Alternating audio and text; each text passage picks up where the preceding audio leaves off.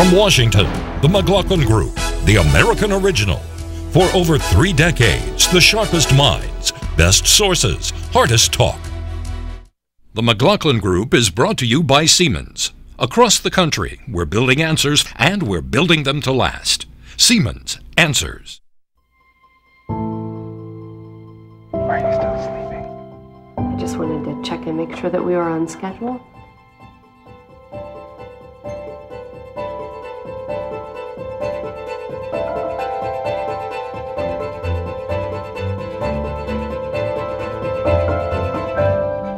The first technology of its kind. Mom and Dad, I have great news. Is now providing answers families need. Siemens Answers.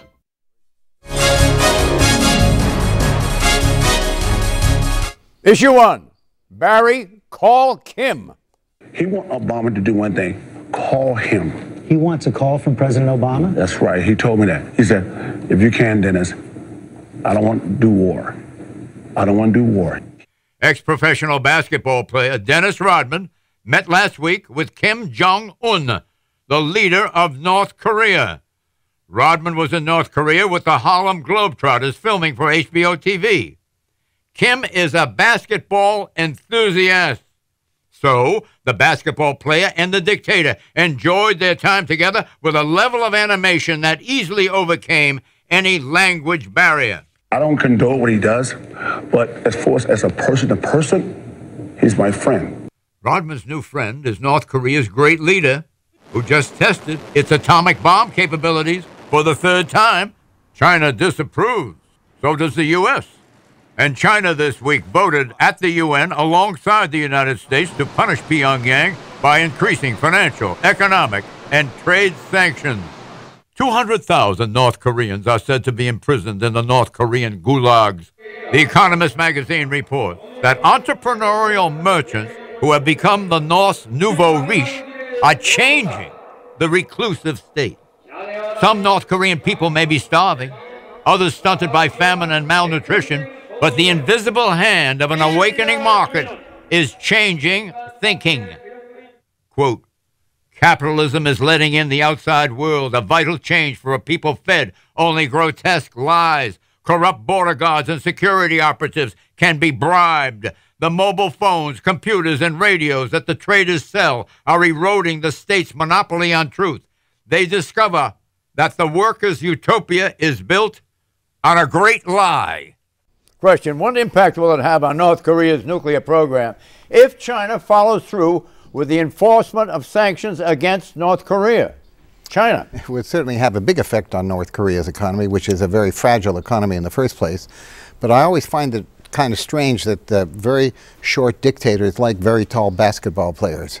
I don't know what this all means, but this guy, the leader of North Korea, is not exactly a neighbor that you want to have. South Korea is very nervous about it. The Chinese are very nervous about it. They're always afraid that a war is going to break out, and who knows what's going to happen next.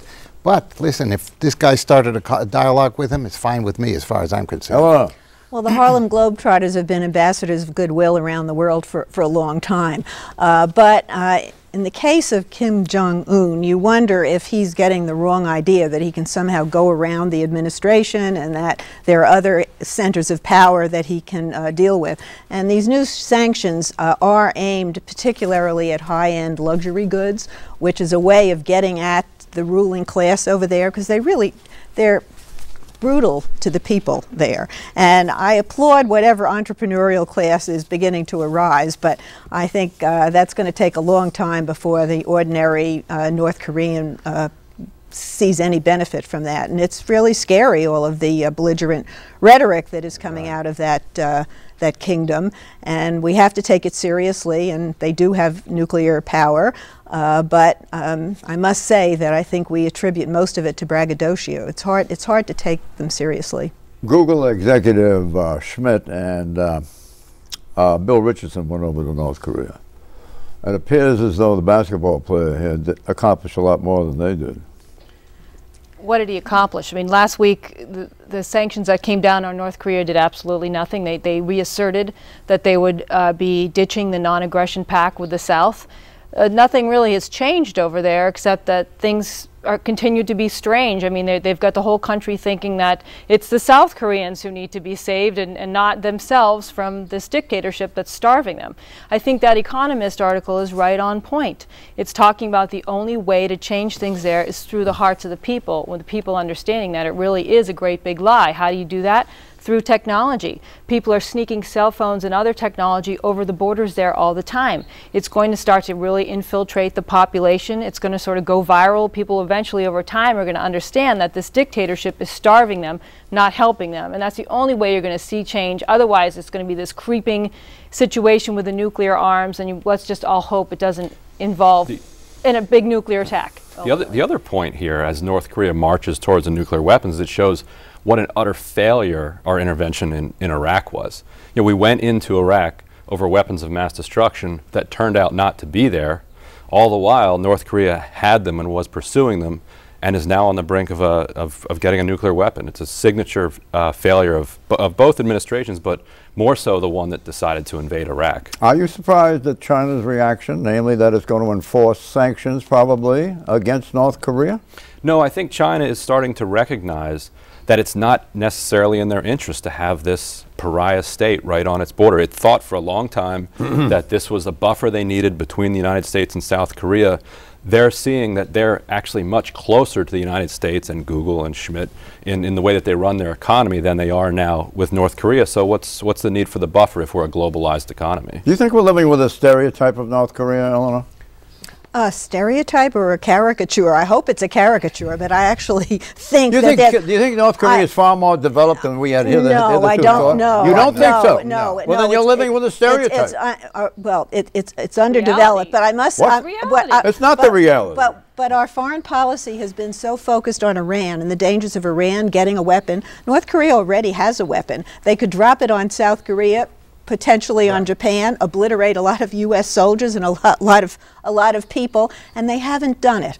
So and their leaders are far less rational than the leaders of Iran. We're not talking about rationality. We're talking about the level. They understand it is suicidal, and so that what gives me some hope. It's intended to be a deterrence. It's not intended to be an actual weapon, and actually it works as a deterrence. In that sense, they're quite rational. Exactly. The nuclear weapon is exactly what they need because they are afraid, in fact, that China will go after them or South Korea will go after them. South Korea in particular. But with a nuclear weapon, nobody's going to do anything about it. And the Bush administration didn't go after North Korea. They went after Iraq, as you pointed out, which did not have weapons. So should President Obama call Kim? Yeah, I don't see why not. I mean, there has to be some level, some breakthrough. And if there is this kind of a dialogue, why not? I don't know where it would go, but why not? Do you think the president should phone up Kim? I'm going to leave that to the smarter minds at the State Department. I think my answer is no on that one. What, you say no? I generally am in favor of all kinds of relationships with even the bad guys. You got to talk to the bad guys. But in this particular incident, I think what the North Korean leader wants to do, he wants to watch an NFL game with President Obama. I don't think he's talking seriously about engagement between the two countries. It fits his campaign pledge, though. He said he would talk to any world leader, no matter what the status of the relationship with him. That's a good point. He did say that. Yeah. Go ahead and do it. And if watching a couple football games with this guy avoids nuclear war, sit down and watch a football game. Would a phone call from the president to Kim improve his standing in North Korea? I think the best approach with North Korea right now is to get them back into the six-party talks. They walked out of it years ago. Try to find some way to get them back in where real negotiating on nuclear weapons can be on the table. Talking about football, I mean, I don't think we're dealing with real rational people over in North Korea. If this guy's meeting with Dennis Rodman thinking that he's going to somehow accomplish peace with the United States, what does that tell you about his mental status? Although here we are talking about it. Right, it's on all the press all around the world. We're talking about the level of development that exists over there, the size of their army, what kind of armamentarium there is in it. You'd be surprised if you look up the data on North Korea. Oh, we are all surprised because nobody pays much attention to them. But the fact is now there is such a broad knowledge of how nuclear weapons are formed and built and et cetera, et cetera. We're going to see this Why isn't there a major outflux of people? Out of where? Out of North North Korea? Korea. To where? To where are they going to go? They're living the South situation where is so others hard. go who leave countries to travel somewhere else. You know how hard it is to try to even cross the border there without Yes, I getting do. killed? I've been I mean, into where that are they going blue to lodge go? that straddles the border between North and South Korea. Yeah, but and you look crossing through the one border window into and you China. see a man on a turret walking around to see if anybody's crossing the border. He's North Korean.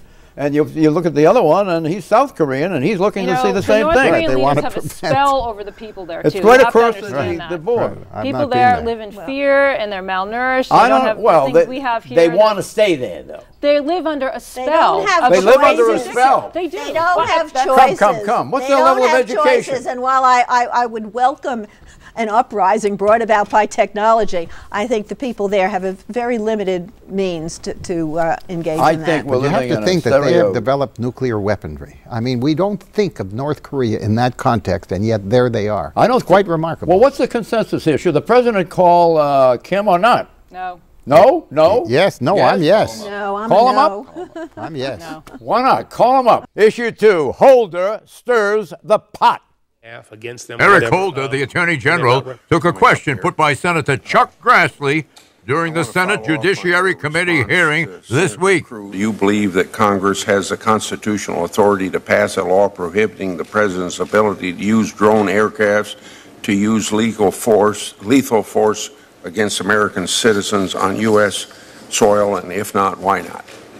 Do I think that Congress has the ability to pass such a bill? No, whether the legislation, well, yeah, Congress has the constitutional authority to pass a law prohibiting the president's ability to use drone aircraft to use lethal force against American citizens on U.S. soil. I'm not sure that such a bill would be constitutional. I think that might run contrary to the Article 2 powers that the president has. I'd have to look at, obviously, the legislation, but I would have that concern.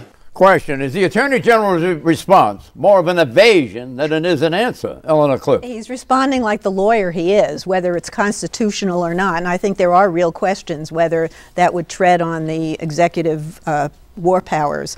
But it then gets whipped up into this whole saga on the floor of the Senate where libertarian view represented by Senator Rand Paul translates this into be careful, your government is coming to get you. And it was he conducted this 13-hour filibuster, which was admirable that he did a filibuster instead of just quietly killing the nomination of John Brennan, which is how Mitch McConnell, the Republican leader, killed the nomination of a very qualified judge for the D.C. Circuit named Caitlin Halligan. So I commend the filibuster, but if you listen to it, it was a paranoid rant. Let's listen to a little bit of it. Okay, stand with Rand. Senator Rand Paul of Kentucky sees a big issue in the Attorney General's imprecision, and he worries that the incoming CIA Director, John Brennan, may share Holder's and possibly the President's permissible overextension of drone activity. So there are some big issues here, some issues that we as a country, I think, gloss over. If we were to have a vote on restricting drones, there is a bill out there that we're working on. On Wednesday, Senator Paul staged a nearly, get this, 13-hour-long filibuster in which he brought whatever legal reasoning exists behind the administration's secret drone program into very public view. At issue is whether the executive power to kill American citizens without a trial and due process is constitutional. The filibuster, through the device of continuous talking, is a technique by which a minority of senators advantages itself against the majority to oppose it. Besides Senator Paul, other Republican senators, including Mitch McConnell, the Republican minority leader, and at least one Democratic senator, Ron Wyden, entered the fray. There were moments of levity. A Milky Way candy bar fell out of Paul's mouth, sustenance to keep him going. Senator Rubio quoted from the movie The Godfather. Senator Ted Cruz read long segments from Shakespeare. Rand Paul, or his stand-ins, did not yield the floor until 12:38 a.m. Thursday morning, almost 13 hours of continuous oration. On Thursday afternoon, Attorney General Eric Holder responded in a letter to the 13-hour filibuster by Paul and company, quote, "It has come to my attention that you have now asked an additional question. Does the president have the authority to use a weaponized drone to kill an American not engaged in combat on American soil? The answer to that question is no, unquote. Question, who won this issue, Rand Paul or Barack Obama? Susan Ferriccio. Rand Paul. I mean, I know, Eleanor, you said he was ranting on the floor, a paranoid rant. Well, let's face it, there have been times when the Republicans have sought information from the White House. They've either never gotten the answer or they've had to wait weeks or months to get it all to trickle in. Well, Rand Paul wanted some information. He stood on the Senate floor for 13 hours. He walked off the floor. He got his answer in writing. And then the nomination for CIA Director Brennan went forward. It was a victory for him. I'm with John McCain and Lindsey Graham, who basically said this was over the top and creating a sense that the government is really just waiting for this opportunity to drop a drone on you. But I'll grant you the point. The ACLU put out a statement siding with Rand Paul, and this is where the left and the right do meet. Right. I mean, there are genuine questions about the drones, and he did ask them, but he took it to a dimension which really does raise questions about I don't want to say this gracefully, so maybe I better not say it all. Come on, Eleanor. Don't chicken out on us now. It raises questions about, you know, what he's up to. It's like he's trying to stir a revolt against the U.S. government. It's an issue of civil liberties. He had a perfectly legitimate issue, and he focused it. Does the American government at home have the right to fire a drone at a non-combatant? That is the thing that he emphasized over and over again. And that is the answer that he got. No was the answer. But he got a vague answer that was very confused. But he was only asking, he was focusing on non-combatants. Yeah. And that's a serious issue that he raised, and I think he raised it in a very effective way. Ever since 9/11, there has been an encroachment on civil liberties as a result of our effort to make sure there's not another terrorist attack here. We have the Patriot Act. People can listen in on your phone calls, look at your email. Now we've got this increasing use of drones, which unmistakably is the new force for the military and the CIA to keep an eye on things everywhere. All that coming together, I think, creates a real legitimate issue of whether or not our civil liberties are being threatened, and that is what Rand Paul is about.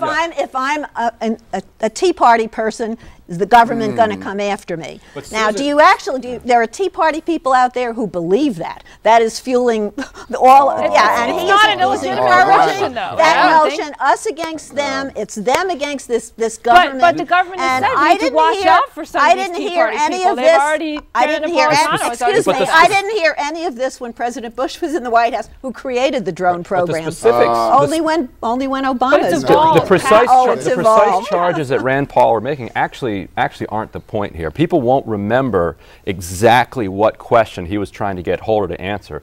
What they will remember is that he took a stand for civil liberties, which comes after all of the things that you laid out, which began under Bush, actually began, let's say, under Reagan, and she continued under Clinton, then Bush, but have been exacerbated by the Obama administration. People are going to remember that the Republican libertarian wing stood up to it. They're not going to remember exactly what. You listened to the filibuster?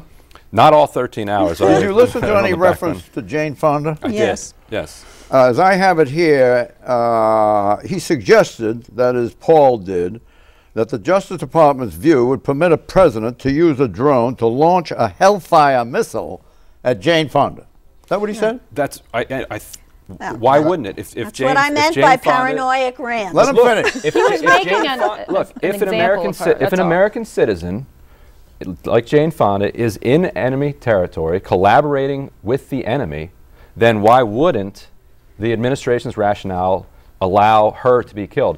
Just because she was in enemy territory. Right, she doesn't have a Muslim name. Is it in America, or is it on foreign soil? Well, she was in North Vietnam. I know she was. Right. But as I see it, he was saying if a president could deploy a drone against the U.S. citizens in America at his or her discretion, the power could be abused against anyone. If the other conditions were met, that they could not, they couldn't capture the person, and do you think we have somehow what has escaped us is the drone itself?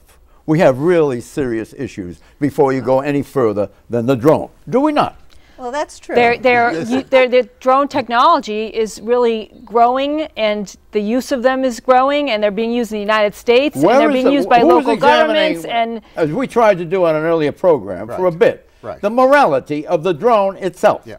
I'm totally in favor of the drone itself. I think it's absolutely moral if it's in the use of the national defense of the United States, which it seems to me should responsibly be in the executive branch. They are enormously effective in terms of going after people that we can't get in any other way except at the cost of American lives. I have no problem with that at all. Either in the Atlantic Monthly or Harper's of some vintage, maybe 3 to 6 months ago, there was a superb article that attacked the morality of the drone. Yes. And I think that one of those, that kind of thinking should go on before we even reach this point. Exit question. On a civil liberty scale 0 to 10, how big a victory was this, Mort Zuckerman? Well, I think I would give it a 7. You would? Well, yeah, because it really focused, and he gave the answer afterwards. It wasn't at the time that Rand Paul made his speech. He gave the answer. The Attorney General gave the answer that no, we could not go after non-combatant Americans with the drone, and I think that's a good. Do you step believe forward. that was genuinely at issue, that the administration is considering going after people? Why didn't he answer it at the time? He gave an evasive answer. Because they thought it was so obvious that no one would be asking this question. Rand Paul, he's a social media hit, and you know, God bless him and all that, and let him run for president. But he didn't extract anything from this administration that wasn't already there. Candidate Obama was a social media hit as well, and now he's the president. I thought it was a big success for Rand Paul. Any filibuster. What do you think of the concept of filibuster? There's 2 types of filibuster. There's the one where people aren't on the floor talking and they're just blocking with the 60-vote threshold, and then there's the real traditional filibuster where the person gets up and talks. We're talking about the latter, the real thing. It almost never happens. It almost never happens for as long as what Who holds Rand Paul the record? did. Is it Strom Thurmond? How long did he talk? 24 hours. 24 hours? Yes. Did he get relief pitches in there, as happened in the case? No, you're not allowed to have relief. No relief pitches? Nobody was supporting him because they had already come to an agreement. So he had times for natural function? Yeah. But he held it. No, he held it. He did help. He held it. He dehydrated The reason why Rand Paul stopped is that he had to go to the men's room. Yeah, that's what I'm getting at. Yes, no, I understand what you're getting at. So Strom Thurmond is a remarkable man on many levels. He made sure he was. I knew Strom. He made sure he was. Issue 3, Obama outreach. The president talked about the kind of things that he felt like needed to be part of a larger deal. So again, what I would say that the most, I think, salient part about the dinner was it was a very sincere and open conversation. Second-term Republican Senator Bob Corker of Tennessee was one of 12 senators, all Republicans, wined and dined by President Obama this week. The dinner took place not at the White House, but a few blocks from the White House, at the Jefferson Hotel dining room in D.C. The central topic of discussion, the U.S. deficit and how it can be reduced over the long term. This issue had been sidelined by sharp disagreements over the budget that resulted in across-the-board cuts, $85 billion worth in FY 2013, known as the sequester. The Obama outreach did not stop at the dinner. It also extended to lunch at the White House on Thursday. With Representative Paul Ryan, the vice presidential candidate on the Mitt Romney ticket, and noted budget analyst.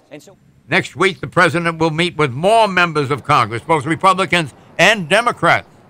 Question, why is President Obama making a show out of reaching out to Republicans after spending the past 3 months on the road vilifying the Republicans? Ryan Grimm. Well, he wants a deal. He desperately wants a grand bargain. He has wanted one, and he's signaled it from the beginning of 2011. He has described himself as, at heart, a moderate Republican, and I think that describes his political posture well. If these Republicans can get over their partisan distaste for him, I think they would find him willing to deal on entitlements and all sorts of other things that his own party would flame him for. Well, if he doesn't get a deal, the rest of his presidency gets smothered by these fiscal crises, and he doesn't get anything done. So he does want a deal, and he's testing the proposition that the Republican Party is so divided among itself that he can create some new coalitions that can then put some pressure on the leaders. He's going around the leaders, and everyone at that dinner the other night has expressed some frustration with their party's obstinacy. I think there are a couple reasons why this happened. One, his campaign style tactic failed on the sequester. So he has to stop doing that and try something else, because that's not working. His poll numbers are going down as well. His approval rating has dropped the most since November. So he's got to try a new approach. Second, if you look at some of the polling numbers, and especially some that you've shown here on this show, that the public is really clamoring for debt reduction by huge numbers, really big, impressive numbers. So he knows he needs to do that. Number three, his legacy. Does he want to leave this presidency with $20 billion in debt? No. He's got to come up with a deal. Put all this together. He can't get on the road and keep doing the rah-rah rallies anymore. He's got to actually sit down and listen to Republicans. He's doing this because he has no other choice. And so he's sitting down talking to Republicans. It's true what Eleanor said. He may be looking to maybe divide and conquer. Republicans are issueless and leaderless. I don't agree that the public cares that much about the debt. I think the Go polls, look at the poll numbers. The That's polls, not true. The polls where people say they care about the deficit, they're thinking of the deficit as a proxy for the economy. If you get the economy going, people will. People will On that if the point, economy is going better, they will stop caring. I agree. On your point, 61% approve of the sequester's domestic spending cuts. In addition to that, you've got the Washington Post and Bob Woodward have been clamoring for Obama to try to exhibit some, if they exist, negotiating skills. That obviously was behind the Jefferson to some extent. He will never make any kind of progress on this issue. No, because he has all the answers. Well, he believes he has all the answers. He does not have all the answers. And all I can say is that we are running an enormous risk with the kind of debts and deficits we are accumulating in this country, and he has to know that. Do you think he's intellectually conceited? I think he's intellectually modest, and sometimes for good reason. Predictions, Martin. The Congress of the United States and the President are going to reach a grand bargain on our budget deficits and on our taxes. Wonderful. Hear, hear. The administration will succeed in trying Osama bin Laden's son-in-law in New York criminal court, as opposed to shuffling him off to Guantanamo. Almost out of time. The grand bargain is going to be between Obama and Congress on Medicare. Jennifer Granholm will not run for Carl Levin's seat. Communism today and China is dying. I predict that by 2025 it will be dead. The market will rule. Bye-bye. Why are you still sleeping? I just wanted to check and make sure that we were on schedule.